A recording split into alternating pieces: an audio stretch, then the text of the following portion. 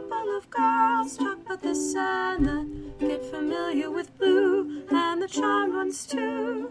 Charm Chats. Hello. Hello. And welcome to Charm Chats with Kendra. And Kat. Woo. Woo. We are at episode 221 B. Baker Street. Yeah. Which is titled Apocalypse Not. Yeah. As a middle schooler might say. Indeed. This one aired on May 11th, 2000. The title is based upon the movie Apocalypse Now from 1979, which is a drama about the Vietnam War. So there's that. Yeah. We are almost to the end of the season, and we have finally reached the only season 2 episode that I had completely forgotten about. Well, not completely forgotten, but Yeah. I had forgotten that it was in this season. I thought this had was a to. season 3 episode, so... I kind of had forgotten it was in the season 2. Because it, honestly, it could go anywhere. Mm-hmm. There's nothing integral to the arc of anything, really. Yeah, it's that definitely... couldn't have been put later, a little later. Yeah. Or a little earlier. It's not super important where this goes.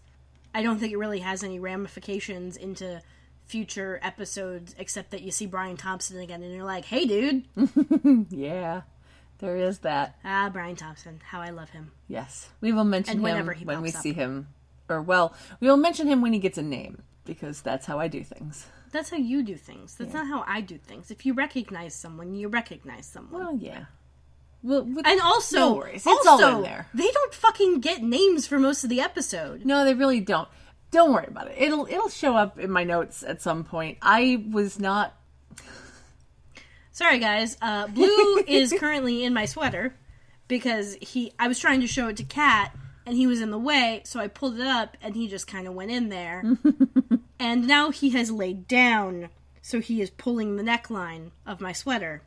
I'm just going to move his head inside. Yeah. Because that's better. And then he's not stretching it as much. Yeah. Mm-hmm. It's adorable. Yes. I've switched... Hang on. Phyla? Or is it genus? I don't know. No Whatever idea. marsupials live in. Okay. I think that's probably another genus. Okay. And this is when you can go back into our Instagram feed and find out when we recorded this. Mm-hmm. Because there will be a Blue. picture. Come on. Lay. Lay. Lay down, Blue. Oh, the face. adorable baby. Okay. Okay. Anyway, so let's just get right into it. Why not? Because, that's a thing. So Yeah. we start out with an exterior shot of the manor looking right at the front door from the bottom of the steps. And then we go inside to see Prue, Piper, and Phoebe walking into the kitchen. They are carrying shopping bags. Mm-hmm. Piper is in a tan skirt and a long-sleeved blue shirt, and she has on that little square diamond necklace.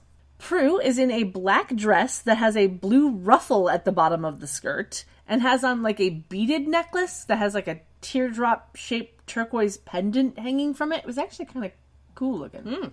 I would totally wear that necklace now if I wore more than just my medical alert necklace. Yeah. Yeah. And Phoebe is in a light pink off-the-shoulder top with small pink straps showing red bra straps underneath. So at least she's wearing a bra. Yeah. She has paired Phoebe's that. actually pretty good about wearing bras. It's Prue. For the most part, It's yeah. Prue that never wears a fucking bra. Yeah, for the most part. Yeah. Yeah. She has paired that with a skirt that is a pink paisley with a patch of denim on the top. It looks like somebody cut booty shorts and attached them onto a skirt. Yeah. It's very odd, but very Phoebe. Uh-huh. I would have been super into that. Yeah. At that age. Yeah. She is also wearing... At that time, I guess. Yeah. She is also wearing a small diamond necklace, but this one is more teardrop shaped. Mm-hmm. So there's that. Yeah, we can kind of see that her glasses are hanging on the front of her shirt. Yeah, and these are the round wire framed ones. Mm-hmm. And the ear hooks are totally round. Yeah, so that means that they won't fall off easily, but it also means that she has to put them on Like you tuck your hair behind your ear. Yeah, they're harder to put on that way. I can't wear glasses like that because, well, I mean, I guess I technically could, but none of them have ever fit my face properly. Because I have tiny ears. Yes, you do. Yep. Anyway, they're all wearing their hair down, but Phoebe's looked like it had, like, extra volume. Yeah, like she'd slept with the sleeper style thingy. I forget what it's called. I even have it, but I forget the name of it. I have no idea what you're talking about. It's on infomercials right now. Apparently, it went through like Shark Tank or something. Okay. And it's basically just like these really pillowy hair roll thingies that you just like Velcro a strap around. Like you roll your hair up, you put the strap on, and then you just go to sleep. Put the strap on, eh? Yeah. Anyway. It's pretty well, too. Because it's, just drying your hair in a curl. Yeah. I mean, curlers aren't that big of a... Sleep styler, that's it. Sleep styler. Okay. I knew there was an ER somewhere in there. I just forgot what word it went on. Uh-huh. And then what words the order went in. Okay. Sure. Anyway. So, we learned that the girls are excited about getting to spend the day together without, any demon hunting stuff. And then Prue turns on the TV and ruins the mood. Yeah. Because we are immediately treated to a news report about violence at a block party. Yep. So, block parties are really only popular in the US and the UK, so many people, might not know what it actually is. A block party is literally a party where an entire community of people block off the street to vehicles and celebrate. Mm-hmm. There's usually music and dancing and activities and snacks and all sorts of stuff. Yeah, sometimes the kind of downtown area of a smallish town or city will block off a section of the main street where there's a lot of shops and have a miniature kind of festival thingy, and they'll call it a block party. Yeah. But really, it's more like a miniature taste of Chicago. Yeah. I know that actually the city of Chicago does have designated days for block parties during the summer. Oh, that's fun. So at least the areas of Chicago that I walk dogs in. Mm-hmm. So it's an interesting thing. Yeah. To have a block party because exactly, because you get to learn who your neighbors are. You get to spend time with people that you probably wouldn't spend time with normally. And you get to have all sorts of random food because people bring stuff, they make stuff, and... Yeah. It's an interesting concept. Mm. It's fun. It's a potluck. Yeah, kind of. Yeah, basically. Anyway, so after hearing the news of violence, Prue turns the TV back off, and she says that it seems like there's been a lot more violence lately. Because, of course...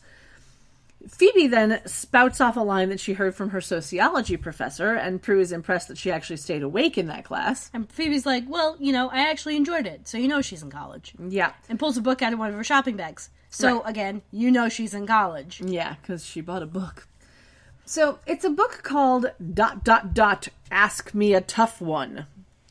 It's look at funny that title. You look at that and you go, really? Someone put a ... in the title? But here's the thing. So it's apparently by someone called Dave Magno. Now, this is not a real book or a real author, but there have been many books like it. I actually own a book called The Big Book of If ... And... Oh, you brought it with you. I did bring it with me. Oh, wow. The Big Book of If. 1, 2, 3. Yeah, because there's 3 books of If.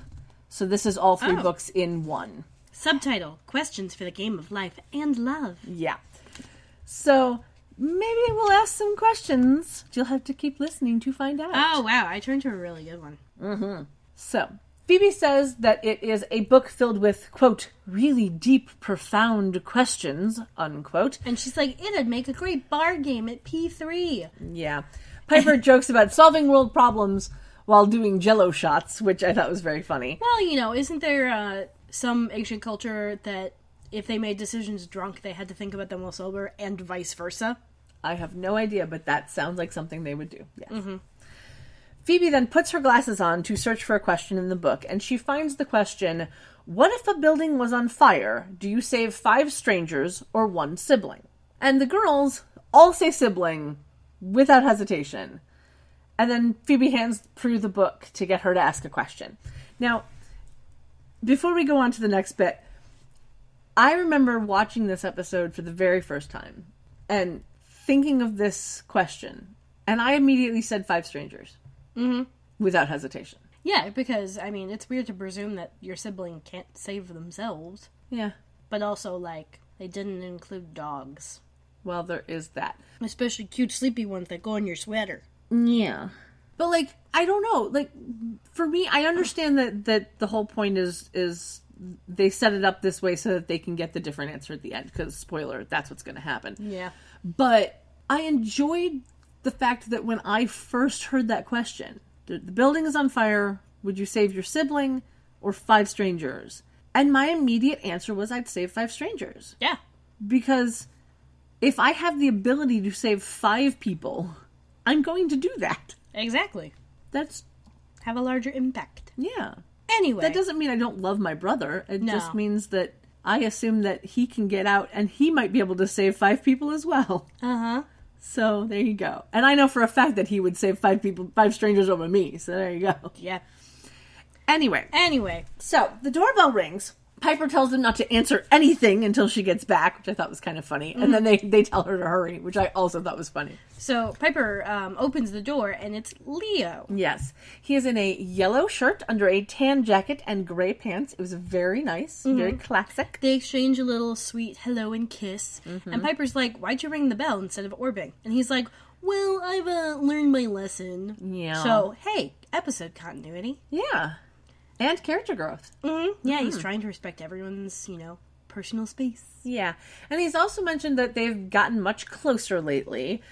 And as he says that, Prue and Phoebe walk in, they're holding the book, and Phoebe says hi to Leo, which this is a running thing Yeah. that I truly enjoy, is that Phoebe will say hi to Leo, and she always gets this, like, hi, Leo, kind of like... She's always genuinely happy excited to see him. Yeah, it's really, really cute. Prue asks if he's there for business, and when he says no, they all go back to looking at the book. Yeah. And he's like, oh, I just wanted to take Piper to an early dinner before the Paula Cole show. Yeah, I'll tell you about Paula Cole in a few minutes. Piper hesitates because, the girls were having a non-magic day, but Prue and Phoebe tell her to go and have fun with Leo, and they say that they'll go to the club and make sure that everything's cool. Because apparently there's a new assistant manager, and the girls say that they'll bring the book with them and stir up some trouble Because I guess they need to, like, the book test to him do out. that. Yeah, I guess know. they, like, it's their friendly version of hazing. Yeah, exactly, Blue. I don't understand why this was a thing that was needed, but, plot driving stuff. I guess they need to figure out a way for Piper to have a little more freedom with regards to the club. Yes. And so this works. Yeah, because she can't do the whole magic-y, witchy, killing evil things and be at the club full time. It's just not feasible. Yeah, I remember there's like an episode in season 4 where the club gets a new manager and he tries to fucking overhaul the entire place. See, I don't remember any of that, so... Well, it doesn't go over well with Piper. Well, I'm sure that it won't. Because the new manager is like a total jackass. Or like he's a club flipper or something. I forget. But he like tries to change the name of the club and it was really stupid. Yeah, no. Yeah. I'm sure I will be annoyed with that when we get there. Oh, you will. Yeah, sometime next year. And I'm sure everyone else will as well. Yep. So, Prue says something about margaritas, which was kind of fun. Yeah, put the lime in the coconut. Drink it all up. Yep. Call the doctor in the morning. Mm-hmm. They link arms and they walk back into the kitchen, and then Piper and Leo have like a little bit of an awkward smile moment before we cut to the next scene. It was weird.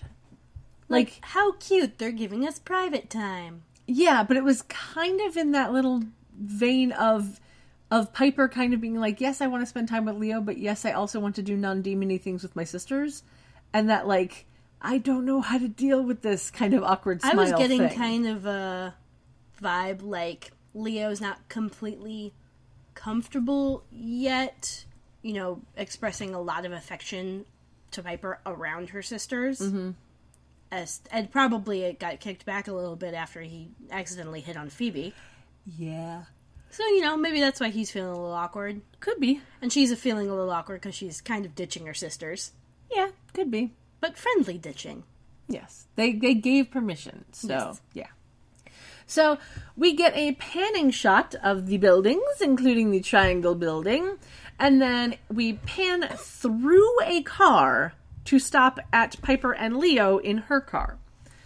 We can see that Piper has changed outfits because we see a black shirt that seems to have like ruffled sleeves. And we can see that her hair is pulled back by a long leather wrap. Oh, yeah. Mm-hmm. It looks like they're waiting at like a stop sign or something as they move up and then stop again. And then the guy in the car behind them like honks his horn. He's getting really agitated for some reason. There's literally no reason why he should be agitated, but apparently he is. Oh, apparently my friend nearly got clipped by a Lamborghini doing 130 on 55. Well then, that's not good. No, it's not. Stupid Lamborghini. Yeah. Look, guys, come on. Keep to the flow of traffic. Yeah. Also, if you're not passing, get out of the left lane. That too. Unless it's a weird highway system where you exit on the left. Yes, that is a thing that happens.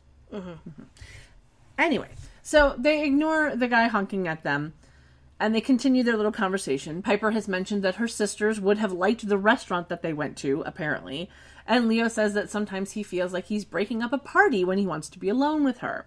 So we have this little bit of tension in their relationship.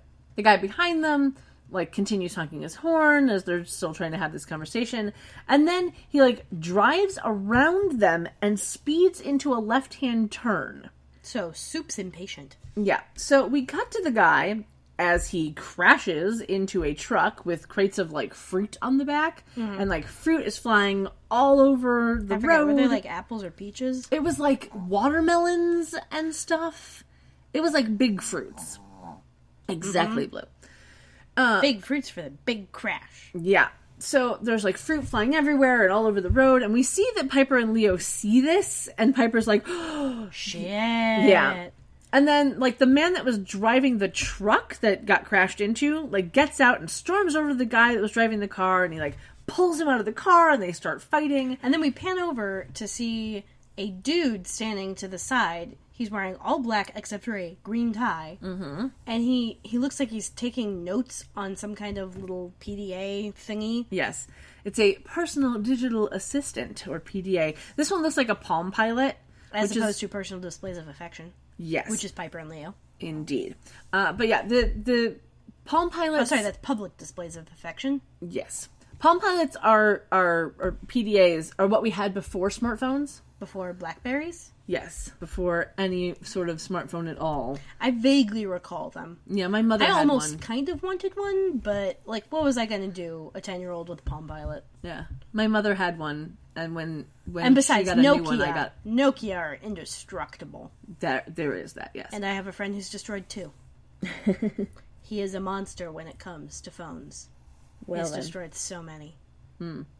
But yeah, no, my mother had a Palm Pilot, and when she got the new one, I got her hand-me-down. Mm-hmm. And I remember looking at it going, why would anyone ever need this? And then you fell in love with it 5 seconds later? Yeah. Yeah. And then, like, my entire calendar was on it, and all of my contacts were on it, and, like... That phone is more powerful than the computers that got us to the moon. Indeed. Indeed. So, I will, of course, link to PDA and Palm Pilot and all that stuff on the website. Yeah. So, anyway, Piper and Leo are driving up just as a guy picks up a watermelon and throws it at Piper's car. Yeah, it smashes all over the windshield, and we hear Piper gasp, and it was just the most adorable thing, like... And then she and Leo get out of the car. It was like her affronted gasp, too. Yeah. I was like, how dare you kind of gasp. Yeah. And it was very clear that whoever was in charge of props was like, you know what would look cool? A watermelon smashing over Piper's car. Yeah. And that's why they had the fruit truck. Exactly. So she and Leo get out of the car, and we can now see that she's paired her black shirt with gray bottoms that have some sort of like pattern that I couldn't really figure out. It was like maybe flowers. And at this point I was assuming that it was a skirt. But you couldn't really tell because all you saw was just the top little bit of it. Yeah. Anyway. So they're walking over to the fighting dudes, and another guy throws another watermelon towards Piper and Leo, but Piper freezes it. And she freezes everything. Yeah, so she freezes everyone except for Leo and the guy in the green tie. Well, what do you know? And that dude looks confused. Yeah, he kind of looks around. He's like... And then he sees Piper and Leo, and books it. Yeah, so they both notice him, and Piper starts running after him. Leo, of course, runs after her. So she's left the entire block frozen as she runs away, and I want to know how that doesn't come back to bite them in the ass. Just saying. I mean, spoiler alert, there's some supernatural interference going on here. I get that. So... But she literally froze an entire block of people with a watermelon in the middle of the air and then disappears. I think people are going to be too angry to really care. Yeah, I know. Yeah. Anyway. Yeah, so we cut over to Green Tie as he's booking it through a parking lot. Yep. Piper comes running behind him. And we can see that the gray bottoms is actually pants, not a skirt like I originally thought. So there's that. Leo comes running up behind them, and then we cut back to Green Tie Dude running into an alley. And he jumps into the air, and suddenly a horse appears. A la convenient. That's a thing that happens. So he jumps onto this horse, and instead of now having a green tie, he has a green cape. Because that's a thing that happens. Yep. They ride toward the end of the alley, and they kind of, like, disappear before they hit the end of the alley. And right at that moment, Piper and Leo come from around the corner, and they're like, shit, where'd he go? Yeah, and they're, like, gasping for breath, like, showing that they were running really, like, full out. Yeah. And then we cut over to a rando field, probably in Golden Gate Park. Yeah, I don't know. No idea where that would be, but yeah.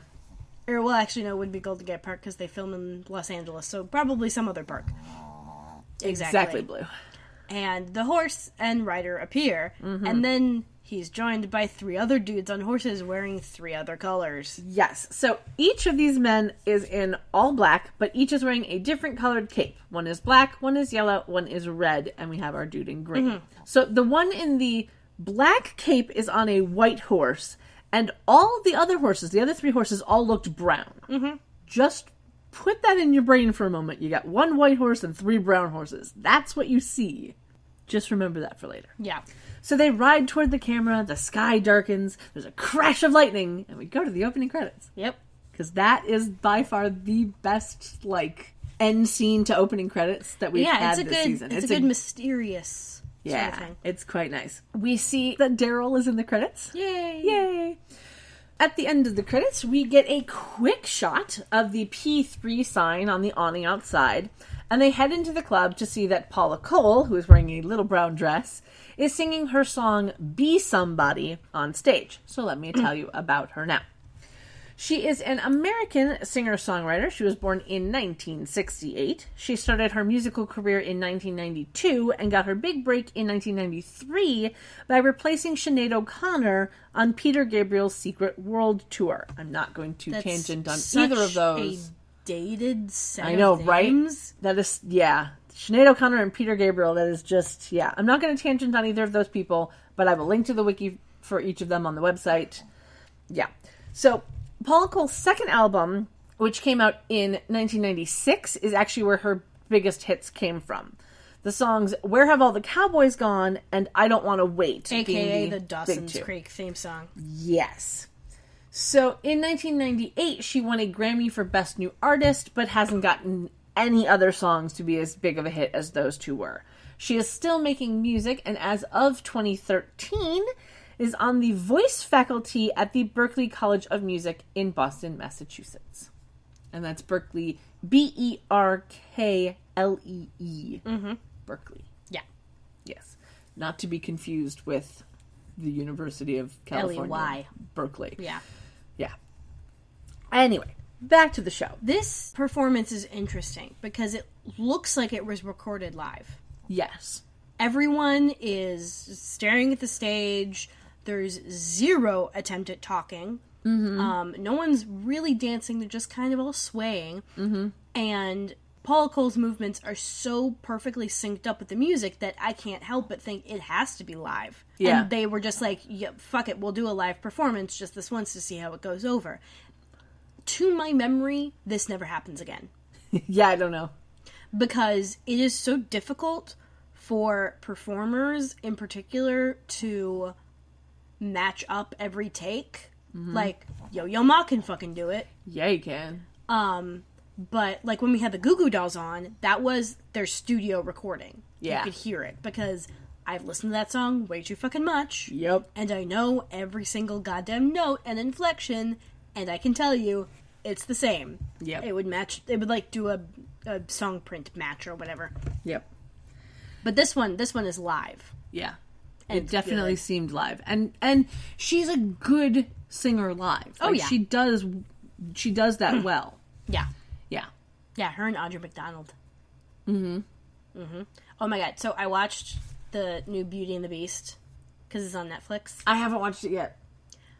I'll get there. Well, you know the story. Yeah. I just haven't gotten to see it yet. Basically, there is so much variation in the amount of auto-tune used for each singer. The only person who gets 0 is Audra. Oh. Because she doesn't fucking need it, and they know it. Mm-hmm. Emma Watson gets the most of the time, to so sad. a distracting point. Like, she cannot be that bad of a singer, or they would not be able to auto-tune her. That's But they go sad. overboard. Yeah, that's really sad. I think the second most auto-tuned is probably... Shit. Whoever plays Mrs. Potts, I've already forgotten her. Emma Thompson, there we go. Okay. Which is funny, because I know she can sing. Yeah. But yeah. Luke Evans gets a little bit of auto-tune occasionally. Josh Gad gets auto-tuned a bit. Which is strange, because he's been on Broadway. Yeah. Who Like, knows? what the fuck? Who knows? They could have just done with a lot less auto-tune during there. I will keep that in mind when I eventually get to watch the movie. At some point. Honestly, Josh Gad is a really enjoyable part of that movie. Okay. Anyway, back to the show. Yeah. Prue and Phoebe are sitting at the bar watching Paula sing. Yep. We see that Prue is in a black shirt and Phoebe is in a blue one. We can't really tell what they've paired them with at this time because they're just sitting there. They don't get up. Phoebe's hair is pulled back into a bun of some sort, and Prue's hair is partially held up by some elaborate chopsticks that are meant for your hair. The bartender, who has been looking at the book of questions that they brought with them, hands the book back to Prue. And she doesn't even really look at the book. She just kind of, like, pulls it over. Yeah, and she's To kind of her. like smiles.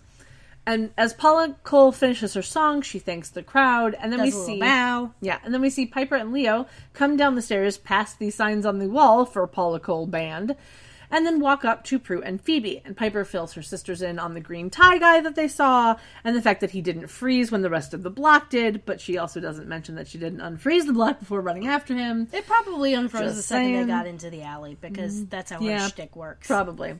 So, anyway, they speculate on what kind of demon he is, and then they leave the bar to check the Book of Shadows back at the house. So, we get a beautiful shot of a full moon. And then we hear a horse neigh. Yeah, and we pan down to see the horses have been tied up to trees, and the 4 men are standing in the darkened field, and they have now traded their capes for ties of the same color. So, here we go. Even though they don't get names yet, a couple of them are very recognizable. Yes. Yes, so let me tell you about them before we get too far into the scene. Green Tie Dude is played by Jeffrey Blake, and that's Jeffrey with a G, because his parents were pretentious, apparently. Nah. He was born in 1963. He started acting in 1983, and he's still going strong. I actually recognized him from an episode of Leverage, which is season 3, episode 15. We haven't gotten there yet. No, we haven't. But he's been in a ton of stuff.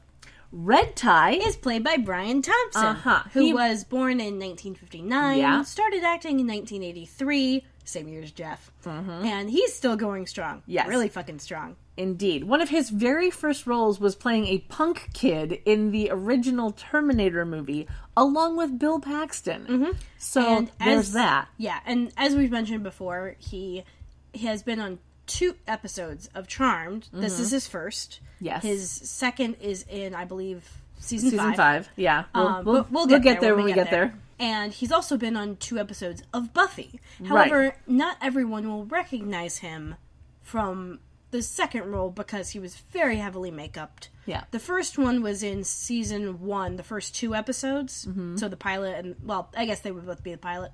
Yeah. Where he played a vampire who is trying to break, I forget what they call him, but you know, the big evil vampire of season 1 out from the brig or whatever. Yeah. And then the second one where he was the judge, so he's like basically completely covered in blue and he's got these huge ass fucking horns. It was great. Yeah. And then, of course, I know him from Kindred the Embraced. So I know that I've mentioned that show before. I won't tangent on it now. Let's go on.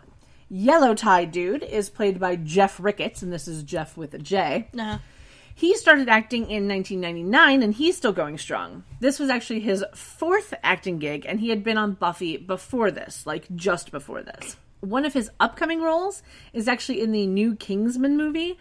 I still haven't watched the first one, and I own it.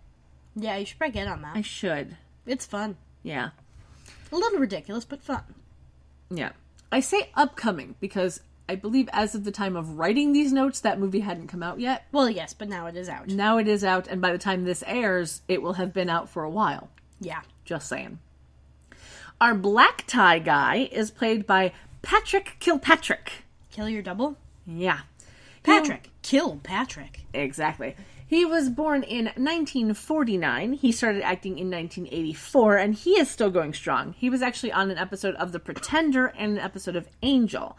And he has 4 things in pre-production, 5 things in post-production, 2 things completed, and 1 thing filming as of the time of us recording this. That's 12 projects in the work. And wow. I don't think I could do that job. No. That just seems a little crazy. Oh, and I almost forgot. His birth name is Robert Donald Kilpatrick Jr., and his father founded Cigna Corporation, which is one of the worldwide health service organizations in America. Fun. Yeah. So if you have Cigna, you get to thank Black Tie's dad. So there you go.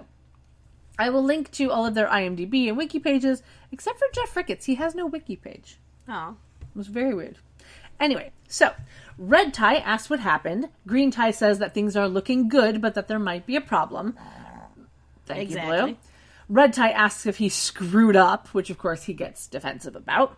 Yellow Tie tells them not to fight. Black Tie says that's all they know how to do. So Green Tie tells them all about the freezing witch who caught him while working and chased him, but he says that the problem is fixable and that they can move forward with their plan. Thank you, Blue. And still make a deadline of 7 p.m. the next night. Yeah. Yellow Tie mentions the source. And I get the feeling that this is in capitals. And Red Tie says that they need to find the witch and kill her. So Yellow Tie's like, how can we find this witch? And Red Tie says, oh, we'll just set a trap for her by giving her something she'll want to stop. Yeah, because she's a good witch, you know. So then we jump over to Phoebe and Piper in the attic, looking up the Book of Shadows. They find an entry about the Demon of Cruelty, but it's not who they're looking for because it's a woman. Nah. Prue and Leo walk on in, and Leo's carrying a tray with drinks for some reason. Yeah, it was kind of cute. It was like a teapot with 4 little cups.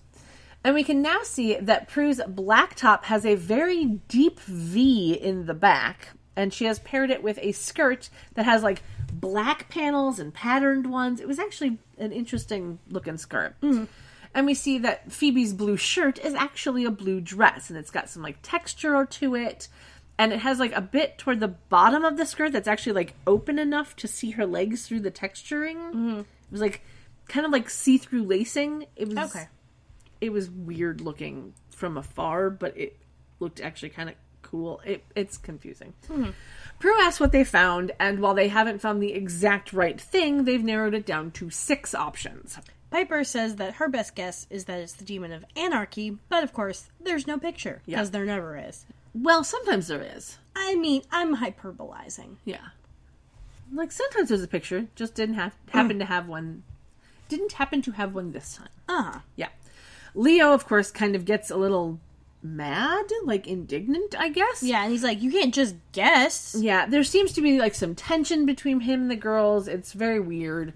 But he backs down after a bit, and they decide that the Demon of Anarchy is what they're going to plan for. Okay. So we learned that this potion doesn't require a double boiler, which Piper is very excited about, and that the spell is written in basic iambic pentameter. So, which, for those of you who don't know, is a poetry structure where you have 5 sets of foot, which is an emphasis on, it's 2 syllables with an emphasis on the second syllable, generally. Yes. Shakespeare loved to use this one. Yeah.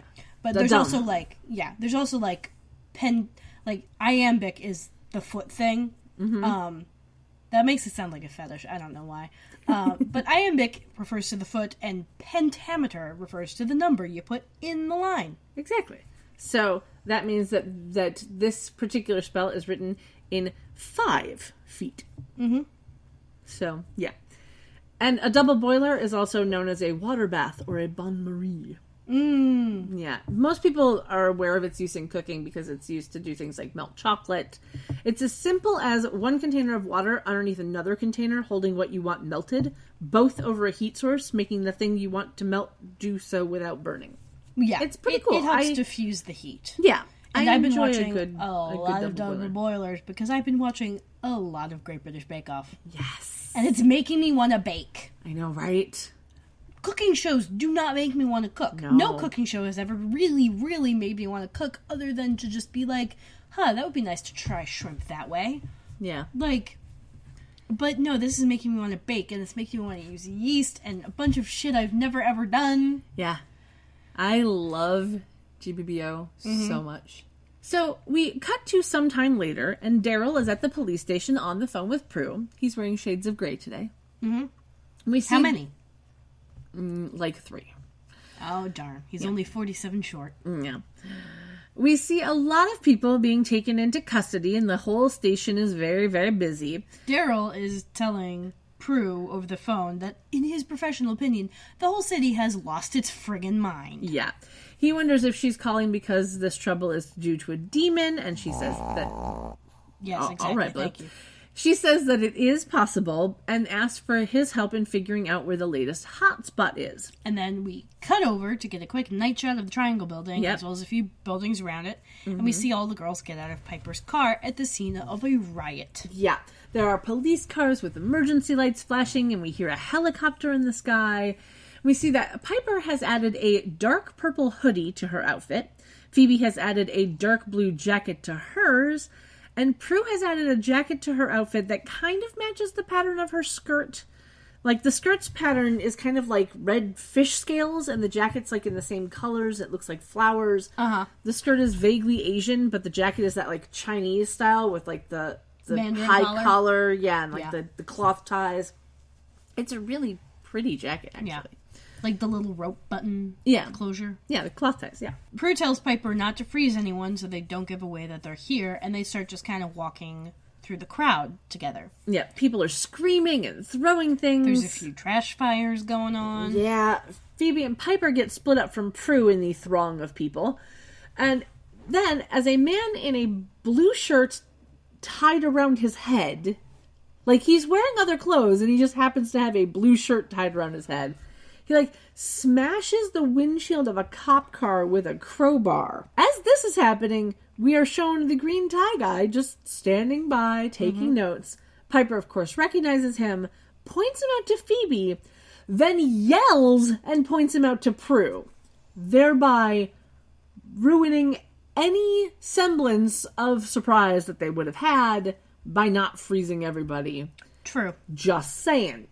He, of course, sees them and runs off. Prue runs after him, with Piper and Phoebe falling behind. He, dashes into an alley and around a corner where there's kind of, like, this little backdoor alcove kind of deal. Yeah, there's, a little dead-end spot. Yeah, and there's the 3 other dudes there, and he's like, hey, guys, there's apparently 3 of them. Yeah. Prue runs around the corner, noticing that there's 4 of them. Red Tie walks towards her, and she tries to use her power. Doesn't work, so he grabs her and, kind of holds her in a headlock. Yeah. As Phoebe and Piper come from around the corner. Yeah. Phoebe yells out for her, but Red Tie tells her to stop or he'll snap her neck. And then he tells Green Tie to start the chant, and so Green Tie closes his eyes, raises his hands up, and starts chanting in some weird-ass language. Yep. Prue tells her sisters to start the damn chant, which I thought was very funny. Phoebe and Piper get out a piece of paper from their pockets and they start to chant. And what the words that they say are, "Sower of discord, your works now must cease. I vanquish thee now with these words of peace." They do say it in iambic pentameter. I don't think I just did, but that's because I don't care enough. That's fine. Piper then throws a potion at Prue and Red Tie Dude's feet, and like smoke rises up around them, and then a bright light appears, and Prue and Red Tie Dude disappear into a little vortex. Piper is confused, as is Black Tie Dude, and then the other men just disappear. Phoebe asks what happened, and Piper's like, I think we just vanquished our sister? Yep. And then we go to commercial break, because of course we do. So when we come back from the commercial break, we come back to the same exact scene. Piper's freaking out that they've killed Prue, thinking that it's her fault because she's the one that made the potion, and Phoebe's trying to calm her down. And like Phoebe, they're like trying to claim the blame for themselves. Yeah. Phoebe puts her arm around Piper and says that Prue can't be dead or that they'd see her spirit, so they must have just been sent somewhere else due to the fact that they had the wrong spell. Now, they don't know where Prue might be, but they have to find a way to save her. You know. Yeah. We'll find a way because we have to. That sort of thing. Necessity is the mother of invention and whatnot. Indeed. Anyway, we get an exterior shot of a very large building with lots of windows. Yes, it's very much an office building. Uh-huh. That's how you know it's an office building. Yep. Yeah. We then see a painting inside of men on horses wearing these same colors as our tie guys, and then see the 3 remaining tie guys coming down the hall. And this is the point at which I'm like, holy shit, this is a Buckland redress. Of course it is. Everything is. Mm-hmm. Mm-hmm. Yeah. So we learn that these 4 people can only be killed by the source because they are the 4 horsemen of the apocalypse. So, for anyone who isn't aware, if you don't, follow that whole thing, the 4 horsemen of the apocalypse. Sorry, I've been playing a lot of Overwatch, and there's a character in Overwatch called Roadhog, and his quote is, "I'm a one-man apocalypse." And every time I hear it, my brain just goes, "I'm a one-man apocalypse." It's just a thing that happens. Anyway, sorry about that. I digress. So, the 4 horsemen of the apocalypse are described in the last book of the New Testament of the Bible. It's the book of Revelation. So, if you don't read the Bible or don't follow that religion, you might not know about this. The chapter tells of a book or scroll in God's right hand that is sealed with 7 seals. The Lamb of God opens the first 4 of the 7 seals, which summons 4 beings that ride out on white, red, black, and pale horses. So that means that the horses that we saw at the beginning were not supposed to be just 3 brown and 1 white. It was supposed to be a red, black, pale, and white. Yeah. But they all looked brown except for the white one. I think, honestly, all you need is 1 pale one. Yeah. Because, according to lore, Death is supposed to ride the pale one. Yeah. So, yeah. Now, normally, the 4 horsemen are death, war, famine, and pestilence, but for whatever goddamn reason, they've decided that pestilence was too hard to try and configure into a TV show, so they changed his name to Strife. Yeah. Well, and he's basically like a watered-down war. Yeah, exactly. Because sometimes pestilence is symbolized as conquest. So, I mean, that kind of works. But according to the names they've given them on IMDb, we get Strife. Yeah. Yeah. And sometimes he's represented by more yellowy thingies or whatever. Right. So, now that they have names, let me give you the who's who. Okay. Death is our black tie. Uh-huh. So, he's on the white horse, in case you missed that. Yeah. Famine is the yellow tie. War is the red tie, and Strife is the green tie. Yes. Got that? Good. Mm-hmm. Let's go on. So, these guys are worried about getting killed if they don't meet their deadline because some other dudes will just take their place if they don't succeed, but, they don't want to die. That this has happened prior. Uh-huh. But they are very adamant on getting War back by 7 p.m., and so they decide to research and see if they can figure out a way to get him back. We are then shown scenes of rioting. Yeah, there's a bunch of TVs all set up. Yeah, like violence happening around the world, and then we get a black screen. And this is the first transition shot that we've had that's completely different than anything else. Yeah. Like, everything fades to black, and then the word apocalypse comes up in italics on the screen, and a timer counts down from 3 hours. And it would have been really kitschy if at this point they had, like, a fake chalk scribble appear that said, "not." Yes, but they didn't do that. I know. I'm thankful goodness. that they didn't go for the kitschy option for once. Yeah. So, after our timer and word apocalypse shows up on the screen, we get Phoebe and Piper walking into the attic of the manor.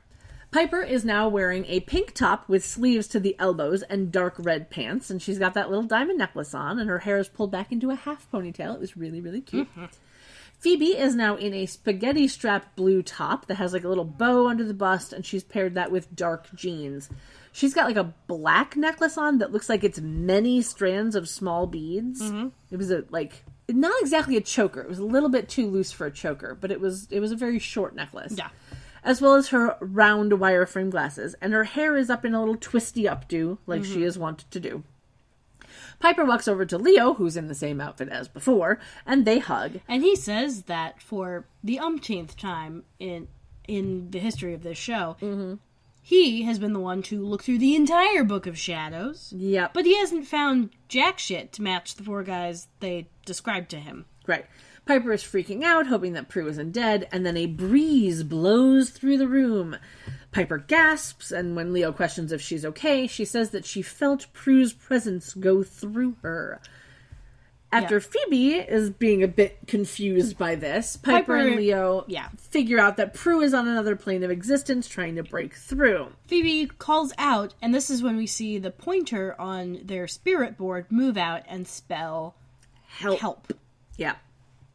Phoebe gasps. Piper thinks that she felt Prue, and then Phoebe says that what she felt was evil and cold. And now, because we can't continue to just see the girls gasping, they have to add a visual element to these spirits that are happening. So, several bubble effects appear. Yeah, we have a couple of them. Yeah, we have a bubble-like figure that appears and lands on the spirit board, and it's a clear bubble, and we see Prue's face in it for like a split second before it disappears. So you know, there's that. And then a red bubble-like figure appears, flies in through the window. Yeah. And chases the Prue bubble around the room. It knocks over a chair, a picture, and a mannequin before they float out of the room. Yeah, and none of the actual physical people in the room are using proper eye lines because this shit is hard. Yeah, they were not looking anywhere remotely. And there were no tennis balls available, apparently. Yeah, they weren't looking anywhere remotely where they actually finally placed the bubbles. It was kind of funny that way. It was hilarious. Indeed. So Leo says that Prue's alive but in trouble, and Phoebe realizes that it must be Red Tie Guy that's after her because of the magic that they screwed up. So Piper tells Leo to ask his bosses who the Tie Guys are, and he orbs out. But she has the funniest line where she goes, "Now, orb, faster!" And she claps her hands. Yeah. Andale. Yeah, it was hilarious. I think it was one of my favorite moments in the beginning of this episode, where it was just like, now, orb faster. Go. Yeah. It was great. Phoebe walked back over to the Book of Shadows, and she decides to look up wind and mist, because that's all she can particularly think to do at the moment. Yeah. So then we cut back over to the Horsemen's headquarters, where we see Famine and Strife still stumped as to what's happened. And then a guy with a headset on, wearing a white shirt tucked into dark gray pants with a black belt and a grayish blue tie. And some seriously bleached cropped hair. Yeah. Super bleached. Yeah. Yeah. If you bleached all of your hair and then got a buzz cut and then gelled it down. Yeah. It was it was not a good look on him. It's not a good look on anyone. Yeah. Maybe Sinead O'Connor. No. Actually, Nicki Minaj. Be a good look on Nicki Minaj. But there's no bad looks on her. Yeah. So he walks up to Death and lets him know that peace is starting to take over again. Death is, of course, unhappy with this news, and the headset guy leaves.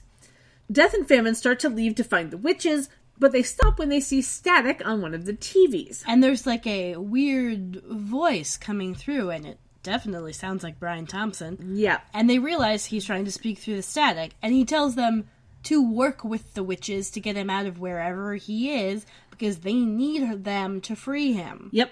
The other horsemen, of course, want to know how to find them, and War's like, ask the source. Yeah. So it's basically ask the boss. Everyone's going to their bosses. Yeah. It's kind of funny. We still don't get to see the source. Oh, no. We At won't all. for a while. Yeah. But we get to hear more about him, and apparently the source is a bad guy because only the source can kill the 4 horsemen of the apocalypse. Well, yeah. So there's that. So, because we can't stay in one place too long, we jump back to Phoebe and Piper in the Wicker Room at the manor. Piper is staring at the spirit board, and Phoebe is taking notes from the Book of Shadows. Phoebe has figured out that they must have banished Prue and the Red Tie Guy to one of the 11 planes of existence. Piper, of course, worries that they don't have time to search them all, and then Leo orbs in. And we learn that, as Phoebe so beautifully puts it, evil called good and good answered, because apparently some contact in the, I'll call it the underworld, called Leo's bosses. Yeah. And was like, hey, y'all need to talk. And Leo's like, dude, this is so fucking far above my pay grade. Yeah. So Leo's like, well, you need to work with the Tie guys to get Prue back, because they also need their guy back, and Yeah. it's causing problems down there. It's causing problems for us. Right. And I can only tell you that that's what you probably should do. You've got free will. It's up to you if you want to do that or not. Exactly. So Phoebe asks where the meeting will be. Leo is, of course, confused that they're actually going to do this whole meeting thing because, it could be a trap. And he worries about her, quote, getting into bed with evil, Wouldn't unquote. be the first time, and it won't be the last. Yes, we pause for the acknowledgement of spoilers. But we don't say the spoilers. Leo is worried because the last time they went up against these guys, they lost Prue. And Phoebe, of course, reminds him that they're not going against the bad guys, they're working with them. And Leo reminds her that they're gonna get betrayed because that's how evil works. and they're all just like, no shit, dude. Yeah. Leo tells them that there are things greater than demons and warlocks which are impossible to vanquish, and he's super worried as to why these guys have gone to such great lengths to ask for this meeting. Mm-hmm. There's a bit more back and forth. They attempt to figure out a different way. Spoiler alert, there is none. Yeah. And so they all decide that working with the Tie guys is the only way to save Prue. Right. So, we then pan down through a tree to see Piper and Phoebe waiting in the field that we have seen previously in this episode. Piper has added a long red leather jacket to her outfit, and Phoebe has added a blue jacket to hers that looks like it's denim of some sort. Yeah. They all stand there a second, wondering if it was a trap, and then the 3 remaining horsemen appear around them. There is some nice little snark back and forth before Strife decides to seal the deal and holds his hand out to Piper. Piper shakes it, and at that moment, very appropriately, there's a crack of thunder. Yep. That signifies that the deal has been struck, and then as the sky gets dark and windy, We get Piper's kind of confused face, where she's like, but I'm nowhere near a church. and we go to commercial break, because of course we do. Of course we do. Yeah. And we're back at the manor, where Phoebe, Leo, and the 3 horsemen are all in the wicker room. We did get a lovely exterior shot We first. did. Yeah. Phoebe picks up a plant off a table to make room, and the horsemen kind of step back in alarm, Yeah. which is hilarious. And then it's returned because Strife reaches into his coat and Phoebe gasps and steps back and he pulls out a pen. yeah, And I'm just he oh pulls my out- god. He pulls out his PDA and he goes to take notes, and it was just the funniest thing of they both are they're all Everyone is jumpy. yeah, everyone's on edge. It's adorable. Phoebe sets some things on the table that we don't see at this moment, and then Piper walks in from the kitchen. Leo is upset that they brought them to the house, but Piper reminds them that they're strongest and safest inside the manor. And Leo's like, they're hiding something. And Piper's like, No shit. Yeah. She's fully aware that they're hiding something. And then we see that Phoebe is using the items that she's placed on the table to figure out where everyone was standing when the spell was cast. So the items are a large candle, a small bird figurine, Phoebe's round glasses, a small pyramid thing, and a couple of tall knickknacks. So they start bickering about who was where, and then Strife comes in and is like, I got this, and he starts moving them around and putting them where they were. So when he finishes moving all of the stuff around, we see that there are 5 on the outside in a circle and 1 in the middle. And the Tie guys are all nonplussed by this. They don't really think much of it. But Piper and Phoebe are like, holy fucking shit. Did you notice what I noticed? And so they go over to a vase that's full of pussy willow. Is that what those were? Those are pussy willows. Thank you. I knew I'd seen them before, but I could not for the life of me think of what they were called. They were sticks with little white Here's how you puffs on them. remember. Willow from Buffy loves pussy. Pussy willow. That's funny. There you go. That's funny. No, but like I legit, because in my brain I was like, cattails. No, those are not cattails. No. And I'm like, I cannot for the life of me think of what they were called. Okay, pussy willows. Yeah. Thank you. You're welcome. But anyway, they put them around on the table to connect everyone in the outside circle to each other. Now, guys, here's the thing. There are 5 players in the outside. Mm-hmm. When you connect 5 points... Guess what? Guess what you fucking get? It's a pentagram. Yeah. So, my favorite part in this entire thing is Death says that it's their lucky sign, and Phoebe informs him that it was a sign of good energy until their side stole it. Yeah, and apparently they all realized that by forming a pentagram, they made some sort of weird magical energy field and opened a vortex to another plane. So now all they have to do is figure out how they opened it and do it again. Death, of course, thinks that they're doing great, and he's gonna go, quote, check things back at the office, unquote. Yeah, that's down the street. I'm not sure what the hours are, but I gather that they cover a lot of sports there. Yeah. Sorry, there's a bar near us called At the Office. Yeah. Or is it called The Office or is it called At the Office? It's called At the Office. Yeah. Yeah. Which then makes it really awkward, because if you're trying to explain where you are, you have to say, I'm at the office. Yeah. Which would be a great Star Wars reference, except I feel like anyone who's going to a sports bar is not trying to slip a Star Wars reference into their calls home to their wives or spouses or whatever. Significant others. Sig figs? Yeah. Yeah. Anyway, Death leaves, and Leo says that he's going to go as well. Piper, super subtly. Yeah. Piper, of course, questions him, and Leo says that he's going to follow the guy and figure out who he is. Leo then orbs out. And then Femin's just like, wait, hang on a fucking second. What is he? And Piper has my favorite line in this scene. She goes, he's none of your business. And then he asks how they're going to contribute to this joint effort. It was just the way that she reacted to him was just like, he's none of your business. Let's do this. Uh-huh. It was great. I love it. Strife thinks that it may have been the combination of their chants that fucked everything up. Yeah. Piper then goes to the kitchen to remake the potion, and Famine decides to follow her. And we get, again, one of my favorite moments, where he goes, do you mind if I follow? And she goes, yes, actually. And then she walks off and he follows her anyway. Yeah. And it was great. Mm. So back at Horseman HQ. Yeah. Death walks down the corridor past the painting that we saw earlier. At which point Leo orbs in directly in front of this painting. He doesn't look at it, though, because it's behind him. Yeah. He starts to walk down the hall, and we see headset guy from earlier walk out of a room.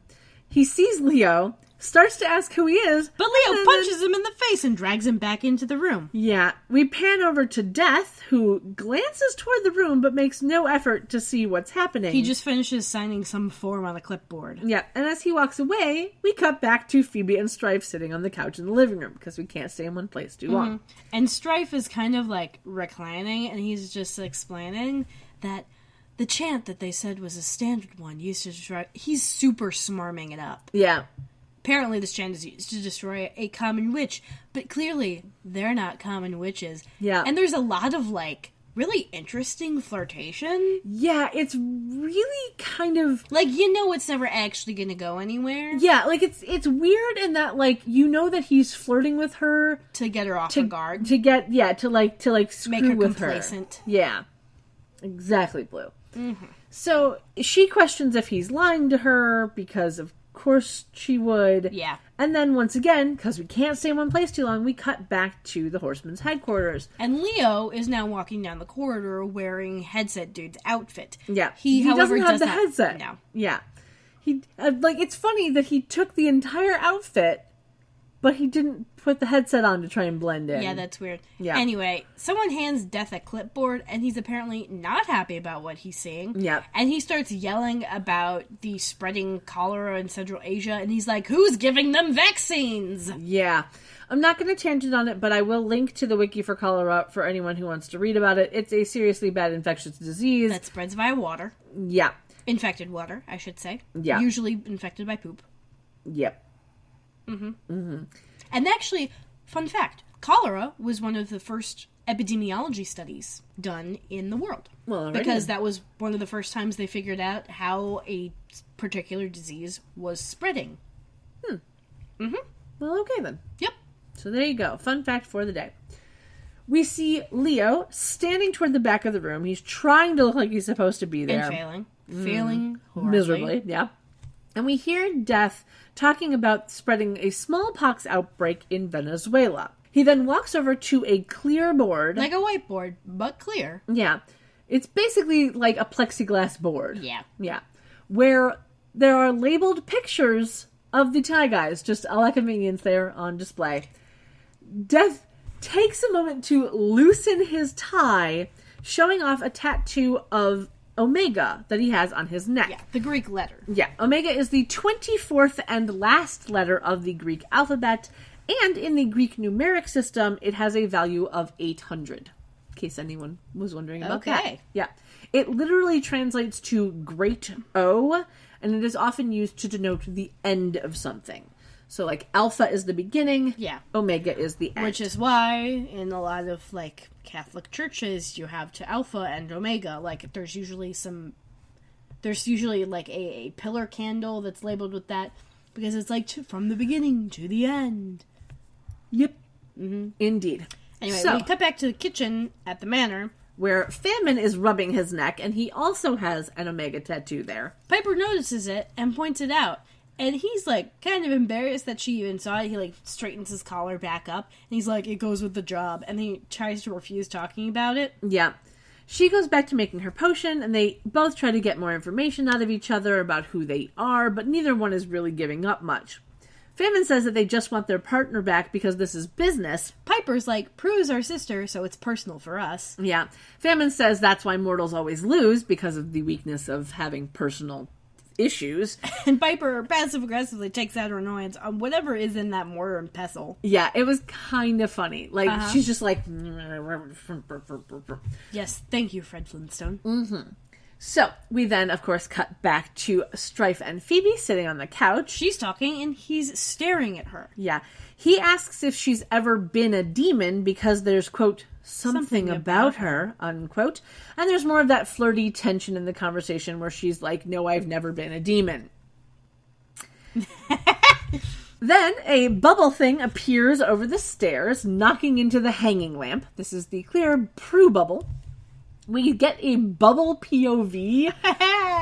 And we see, like, it like, floats behind Phoebe. It knocks into the vase on the table behind the couch. She gasps. Strife asks if she's okay. Yeah. She's like, I'm a little queasy, and he goes back to his notes. But then she notices the bubble float over to the spirit board. Yeah. It moves the pointer to the number 4, which is correctly notated as IV. Thank you very much. Indeed. And then H, then O. And then Redbubble shows up and knocks into the same hanging lamp and then knocks the pointer on the floor. And Yeah. it's at this point that Phoebe and Strife both jump up because he's fucking finally noticed that shit's going on. Yeah. We see the bubbles fly around a bit, and then they head back toward the stairs, and one of them knocks down a picture as they both go out the window. Yeah, there's a lot of really good, like, string work Yeah. behind the scenes over here. It was lovely prop work. It was very haunted house. It was nice. Yes, yes. They both each accuse each other of doing something to sabotage whatever it is Yeah. that's going on. And then Piper and Famine come in. Yeah, we get the exposition that they need to do things opposite of before, like standing in opposite points and saying opposite words in the chant, and that's going to reopen the vortex. Now, not, you'll notice, saying the words backwards. Which is what would've- I would have thought. Would have been fun. Yeah. But no, completely inverting the meaning of the chants. Yeah. So, Strife says that it is 6 p.m., so they should get their shit together and meet up at 6:30 because they have an appointment at 7. He and Famine leave, and... Like, why would you even cut it that close? Yeah, well... Like, clearly these dudes can teleport so they can all go back to the office, fill in Death on what's going on, and then be back there within half an hour. Because we learn out that Prue like, they're trying to figure out what Prue was trying to spell out on the board, and somehow they managed to get to 4 hours. They're like, is she wondering she's only got 4 hours left, which means we think it's like... It's 6 o'clock, so like 10 p.m. Yeah. What they're thinking. I don't know. Yeah, it's weird. But so Strife and Famine leave, and this is when Phoebe finally tells Piper about what she saw on the spirit board. And then we cut to black screen, and our italicized word of apocalypse comes on the screen. And then the countdown is at 49 minutes and counting.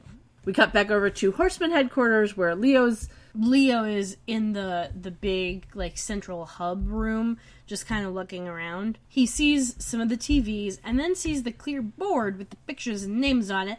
And that's when he realizes. Yeah. That he finally fucking gets it. Yeah. He realizes who they are, just as Headset Guy comes in yelling for security. In his undies. Yeah. Real cute. Yeah. Leo orbs up before he can get grabbed, and Death is like, screw it, we're just keep on schedule, we're running out of time, don't worry about him. Cut back over to the kitchen in the manor, just as Piper finishes up the potion. Phoebe is sitting on the counter next to the microwave, which is such an easy way of showing us that it is now 6:05. Mm-hmm. She hops off the counter to stand next to Piper as Leo orbs in. Piper is, of course, confused by his change of clothes. And Leo just comes out with it, and he's like, hey guys, those Thai dudes are the 4 horsemen of the apocalypse. And then all the light bulbs turn on in the room, and Piper's like, oh, that's what Prue is trying to tell us. Yeah. Leo says that by bringing the 4th horseman back, they're going to bring about the end of the world. And we go to our final commercial break. Mm-hmm. So, when we come back from commercial, we have what I believe is my favorite scene in this entire episode. In the Wicker Room, Leo is standing in front of a table with the pentagram laid out on it, and he has his hands on his hips, and he doesn't understand why they're still going to help these guys, and he gives them some exposition that they weren't aware of before about the apocalypse, and then he, takes off the tie, which was kind of a nice little bit of acting, and, he's undoing the noose around his neck when he's talking about the apocalypse. Yeah. It was kind of cute. Phoebe thought that the whole Y2K apocalypse thing was over, and Leo tells them that New Year's 2000 was not the start of the real millennium due to a conversion error from the Julian calendar to the Gregorian one, making the new millennium start at, 7 p.m. that night. So, I will link to the wiki for both of those calendars on the website, of course, but from what I can tell, the Julian calendar is currently, as of the time of recording this podcast and for the next few decades, 13 days behind the Gregorian calendar. And this is due to the fact that the whole calendar thing is not perfect. And when it was set up, they were trying to get a nice round number of days as far as they could, or at least a number of days. However, the year itself does not divide evenly into days. There's some remainder, as you might remember that word from math class. Mm-hmm. And as each year happened, the days were kind of shifting around. The points of the year were shifting around. Spring was moving earlier and earlier and earlier because there weren't enough days in the year. So making the Gregorian calendar was supposed to fix this. And we're still kind of adjusting, you add a leap day, but that overcorrects, and then you add a leap, and then every 100 years you take out a leap day or whatever, and then you add leap seconds now. It's confusing with the leap years. It's confusing, and it's very fine tuned right now. And now that we have satellite capability, it's a lot easier to correct for that kind of shit, because you can just add a random hour here and there if you need to, or just random seconds, and all of the clocks will just fix themselves. It's fine. Yeah. So, according to the wiki, when this episode was aired, the Gregorian calendar and the Julian calendar were still 13 days apart. So, the fact that this aired in March means that they're giving a little creative license with the timing. Uh-huh. We can forgive them for that because, whatever. Yeah, I guess when I said earlier that this could have been at any point, it kind of couldn't. Yeah. It could have stood to be a couple episodes earlier. Yeah, it could have. But, whatever. So, apparently, the next time that the dates will get further apart is in 2100. That tracks. Yeah. When Monday, March 1st on the Gregorian calendar will fall on Monday, February 16th on the Julian calendar. So yeah, I'll link to the wiki and all that good stuff. It's interesting. Just read it, okay? Yeah. You can't do everything. It's fascinating. Yeah. Anyway, so Piper and Phoebe tell Leo that they have to save Prue because they won't be able to defeat the Horsemen without her, and he gives them even more exposition. He tells them that only the Source can vanquish them for failing, and that they've gotten very close a few times before they were destroyed and replaced. And then he mentions some lovely historical references like Hitler and the Cuban Missile Crisis. Yeah, so of course I'll link to those on the wiki. Not going to tangent on them. Honestly, this entire scene, he's just sounding so whiny. Yes, but I enjoy it. I get that you enjoy it, but I'm just kind of like, dude, variegate your vocal tone. Yeah. The reason that I enjoy this scene is because it brings to light the Leo is trying to give you all of the information so that you have all of the information, and he gets to be our exposition machine, but he does it in such an adorable way. He works very well as an exposition machine because he can always just say, oh, my boss has told me. Yeah, exactly. So, once the girls repeat that they've got to save Prue, he kind of gets annoyed that they don't seem to be listening to him, and he reminds them about what they saw in the future, saying that sometimes there are more important things than saving your sister. Gee willikers. We get a lovely black screen, our italicized word apocalypse comes down, and the countdown is now just under 3 minutes. And we are back in the alley where Prue and Ward disappear. Famine is worried because the girls haven't showed up. Strife's like, oh, we should hunt them down and kill them. And Death's like, they sent their man to spy on us because they were going to double-cross us. Yeah. Piper and Phoebe then walk around the corner. Piper's got that lovely red leather coat back on. And Phoebe has the same blue coat from earlier when they met the Horsemen in the field. Now, before, I thought it was just a denim jacket. But now, it looks like denim that's been dipped in oil. Like, it is very shiny, possibly pleather in a denim, pattern. Like, it's been denim that's been coated. Yeah, I don't know if we've linked to artificial leather before, but I'll link to it again just in case. Well, it's not just artificial leather, it's plastic leather. Yeah, well, pleather is artificial leather. Well, yeah. That's what the link actually goes to. If you try to go to Wiki and look up pleather, it links you to artificial leather. It's a thing. Yeah. I'll even link to denim because that's an interesting read. True. Very true. But I'm not going to tangent on it because it's not that big of a deal. It's just an interesting read. Anyway, the girls say that they were doing research, and even though that they know who the Tie Guys are, meaning the 4 horsemen of the apocalypse, they're still showing up as a gesture of good faith. Like, ha, we're better people than you. Ha. Yeah, exactly. They might have the guns, but I have the high ground. Indeed.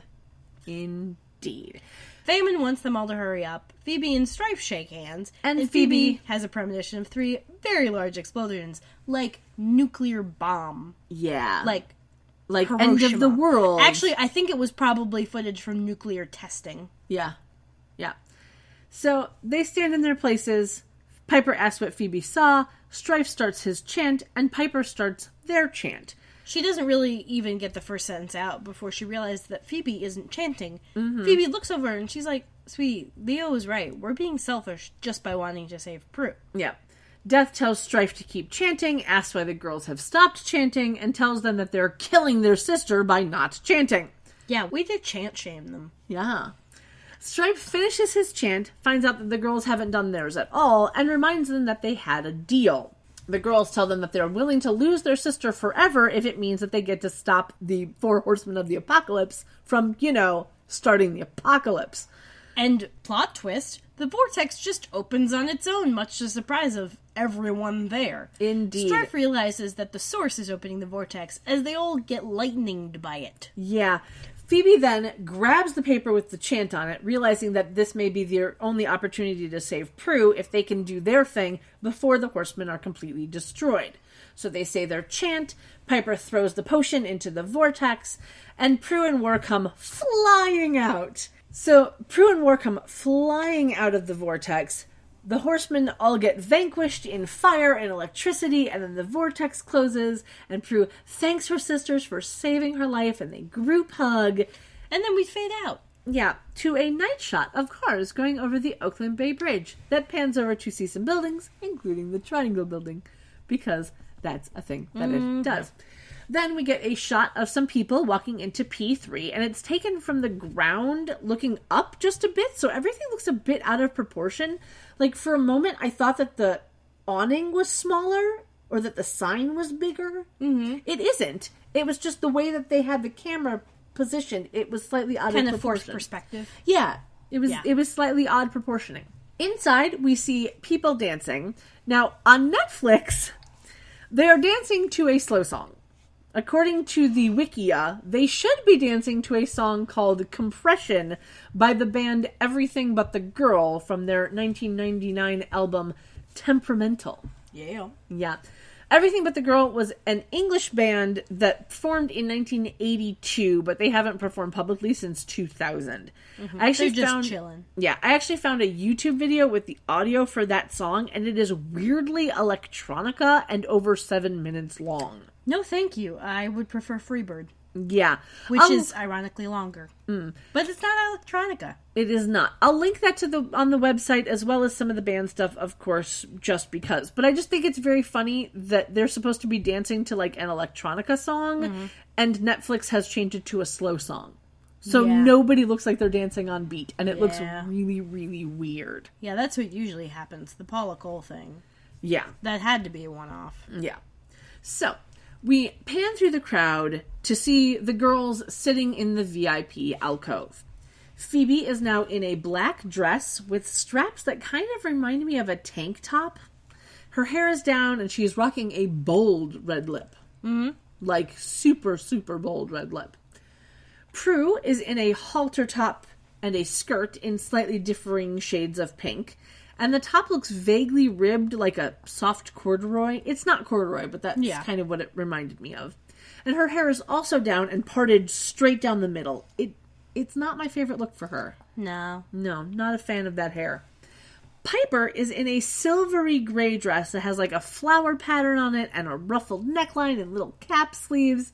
Super duper cute. Mm-hmm. And she's got that little diamond necklace on, and her hair is pulled into like a French twisty thing. Yeah. And they're all wondering why they never get a thank you for saving the world again. Yeah. When Leo walks up. Yep. He's in a tan coat and a gray sweater. Phoebe, again, is the first to say hi in her cute, adorable way. Yep. And they have like a bit of an awkward moment where they all try to apologize for doing their jobs, you know. Leo tells them that he was in a meeting where he was told that the source took them being selfless by willing to sacrifice their sister, as that there was too much good in the world for the apocalypse to actually be successful, which is why the source took out the 4 horsemen of the apocalypse. Granted, he was only a couple of minutes early. Yeah. Because they showed up 3 minutes ahead, and so it was probably like 2 minutes left on the clock. Yeah. The source is like, let's call it 5 o'clock. We're done here. Yeah, basically. Piper. That would have been funny if they actually had it at 5 o'clock. That would have been hilarious. It would be. Yeah. Maybe a bit too on the nose, though. Yeah, a little bit. Piper wonders if that means that they're going to give up, which Leo, of course, says that no, it means they're going to try harder. Yep. Which, duh. Phoebe asks if he wants to have a drink with them, but he says that they need some time together, just the 3 of them. Aww. And he leaves. So again, we get a little bit more character development. Prue tells them that they made the right decision, and then they try to apologize to her, but, you know, she shuts them down. And they all come to sit next to her on the sofa as the bartender comes up to them holding Phoebe's book. Now, the bartender, because he gets a couple lines, he's actually in the IMDb, so here we go. He is played by Kevin Ramsey. He only has 12 acting credits between 1994 and 2007. This was his 3rd acting gig. So there you go. He asked them the same question that we started the show with. What if a building was on fire? Do you save 5 strangers or 1 sibling? And without hesitation, the girls now say 5 strangers. And as we see them each give each other a look, the bartender walks away smiling and we fade to the end credits. Yay! Now, according to Shazam, hashtag not sponsored, the song that Netflix plays during this final moment is called Limbo by someone called Zemi. Z-E-M-M-Y. Or for our international friends, Z-E-M-M-Y. It took me a moment to find anything about her, but it seems that she is a London-based artist originally from Nigeria. So I found her YouTube page, which, as of the time of recording this, only had 92 followers and 9 videos. The earliest video is from 8 years ago, and the most current is 4 years ago, but I'll link to it anyway, just because, why not? Apparently, back in 2013, Kanye West found one of her songs on SoundCloud and reposted it. And it was apparently the first song that he ever reposted on SoundCloud, which was why it was like a big deal to that circle of people. Huh, fun. Yeah, it was a song called Brittle Pieces, which was actually, it's a really pretty song. So I will link to her SoundCloud page just because, even though she hasn't posted anything new on it. But if you want to listen to Brittle Pieces, it was an interesting song. Yeah. So that's it. We're done Yeah. for another episode. So, yeah. Yeah. I guess now we're on to our ratings. We are indeed onto our ratings. Would you like to go first? Sure. I'm giving this an 8 out of 10 Pussy Willow pentagrams. Alrighty then. And I am giving it a 7 out of 10 selfless sacrifices. We're both doing a little bit of an alliterative thing. Yeah, a little bit. But yeah, this was a very good show. I didn't really have too many problems with any of the writing or dialogue. I mean, the whole thing about changing Pestilence to Strife is a bit weird, but okay. Yeah. I like the actor doing it, so works. And of course, Brian Thompson. Indeed. It's not a bad episode. The reason that I actually gave this a 7, this I think is the first episode where Leo being in it, like, it actually didn't give me an extra number in my rating. Because it was a good enough episode, or because you think he did a bad job? Because normally I enjoy, like, all of the Leo stuff, but this episode was one of the only episodes where he kind of got on my nerves a little bit. Well, I was telling you how I thought he sounded very, very whiny. Yeah. So, like, I feel you there. Yeah. So I also think that this is one of the first episodes where, like, if I had gotten that extra thing, we would have been the same, but we aren't because I decided not to. Yeah. It's interesting. Anyway, whatever. It's also an episode that kind of moves fast. Yeah. There's not, like, a lot of downtime. There really isn't any chaff. It's all wheat. Yeah. It's a very fast-paced... Sure, it might be dying wheat because famine, but... Yeah. It's a very fast-paced episode. There's not a whole lot of... call it fast-paced. I would call it efficient. There you go. Yeah, It's very efficiently It's an efficient written. episode. There's not a lot of filler. There's not a lot of B-plot. Yeah. Exactly. In fact, I don't know that there even is any B-plot. No, there's no B-plot at all in this one. This is all... Yeah, everything relates to the actual plot. Like, there's a bit of offshoot when Leo goes to do his thing. But even that is part of this plot. Yeah. So, yeah. Although, kind of, there is a C-plot because we are hearing about the source. Yeah, I wouldn't necessarily But say C-plots are long arcs, so this is going to take a while to do anything like resolve. Yeah. Or even get actual exposition. Yeah. Have we heard the source named before? Like, I think we've heard of the source once or twice before, okay. but this is the most we've heard So about the source. we're still in the initial, we're even before the initial discovery stages. This is just the kind of like teaser of this particular C-plot. Yeah. And this is also the first time that we have learned that the source is super powerful because only the source can get rid of the 4 horsemen of the apocalypse. So this is our first little teaser that the source is a true source of evil. Like, they are, whoever the source is a bad guy. So. So, with our ratings portion done, we are on to our outfits. Did you have an outfit that you enjoyed? You know, even as appropriative as it was, I really enjoyed Prue's outfit. Yeah? Yeah. The Asian-inspired stuff? It was nice. But I also watched this 2 weeks ago, so the memory of all of the dresses has faded a lot. Yeah, there is that. I loved Phoebe's hair at the beginning. Yeah. For me, I enjoyed all of the final dresses the best, even though they weren't on screen for very long. Yes, but that's never the criteria. I know, but like... I mean, the only time it was... length was the criteria was when Phoebe literally didn't change the entire episode. Yeah. Very true. It's only happened once, guys. Just the once. Just the once. I enjoy the fact that it's happened more than once for me, of that the outfits that I like the best are the outfits that are on screen the least amount of time. Mm-hmm. And that's just funny to me. I don't know why, but it's funny to me. Nah, I feel you. Yeah. So, that brings us to our social media section. Yeah. Yeah. As per always, you can find all of our stuff up on charmchats.com. You can email us at charmchats@gmail.com. And in fact, We have a couple of emails. we do indeed have a couple of emails. We are actually going to be doing a Q&A episode At some point. at some point, definitely end of the third season. So if you have any questions at all for the first 2 seasons, first 3 seasons, even if you have questions for up to season 8, like any questions at all, go ahead, email us. Let us know. You can email us, charmchats@gmail.com, and we will answer you.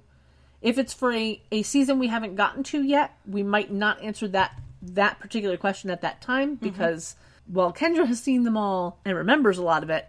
I have seen them all and don't remember much of it. No, you really don't. I really, really don't. So we might not be able to answer those questions in an email, but we will get to them when we get to that episode. If you don't want to email us, you can always tweet at us on Twitter at CharmChatsPod. And now Twitter has actually gone up from 140 characters to 280, Yeah. which is kind of awesome. I mean, they haven't banned any Nazis or, fixed the whole trolling thing or... Yeah. But they gave us, more characters to use. But Sure. I do have to admit, though, the reason that I enjoy the extra characters by them doubling is because other languages Yeah. need more characters. Yep. And so I really, really like that they have made that much more accessible to people who don't speak English. Yeah. Like Spanish, for instance, can take twice the amount of letters that English does. Polish. Yeah. And if you don't want to get us on Twitter, you can always find us on Facebook at Charm Chats. She's always answering all Yep. of the messages because I don't see them come in very fast. Yep, it comes... Well, no, I'm on Facebook all the time, but, by the time I manage to get over there, you've already answered them. Yeah, well, because it comes to my phone. Yeah. So it's just faster for me.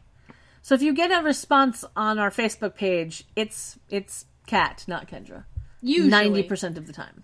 Occasionally, I will add in an answer for something. Yeah. But when you answer, you usually mark off, it. yeah. You sign off as Ragdoll. So, yeah. Mm-hmm. The other places where you can find us is on Instagram, where Charm Chats has lovely pictures of Blue. So many pictures of So Blue. many pictures of Blue.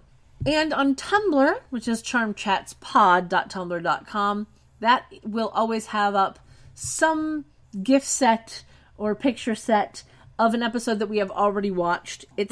It's not up to date for the episodes that are out currently because I'm only putting out one picture a day, Yeah. and I have a lot of things queued to go out, but it's always something that we've already seen. Well, Kat, you know what you can do? You can always just reblog more. I could. Because, you don't have to put everything in the queue. I know. Just making sure. I know. I'm aware of how Tumblr works, but I like it the way I've got it set up right now. You can also adjust the amount of posts that happen per day. Yeah, I know. But right now I have it basically set up so that every day at 9 a.m. Central Time, there's a post that goes out. Okay. Because I'm weird like that. Anyway. And as per always, if you would like to help us out and make this podcast even better, you can head over to patreon.com/charmchats and, send us $1 or something. Yeah. Yeah. And that'll get you access to all of the bloopers that Kat puts up. Yep. And the occasional tangent that she decided to cut. Yep. It doesn't happen very often. Most tangents wind up in the episode. Yeah. Especially lately, because we don't go on many. We don't go on As many. we don't go on as many tangents as we used to because we don't have the time for me to edit Yeah. the podcast. If somebody else was editing the podcast, that would be a different story. But my life has gotten very, very busy. Mm-hmm. And so I don't have time to edit the way that I used to edit. So we record much faster and we edit much faster. And I've been leaving in a lot more stuff. I usually just edit out the ums, the uhs, and the bloopers of us messing up so that I can share those with the Patreon people because it's fun. But yeah, so that is us done for another episode. Mm-hmm. So until next time, sleep tight. Don't let the warlocks bite. And definitely don't ride 4 horses at once. That's tough. Yeah, that is pretty tough. Bye. Bye. Phoebe, Piper, and Prue, they've got evil to slay and some potions to brew. So we'll see where it's at. It's week with Kendra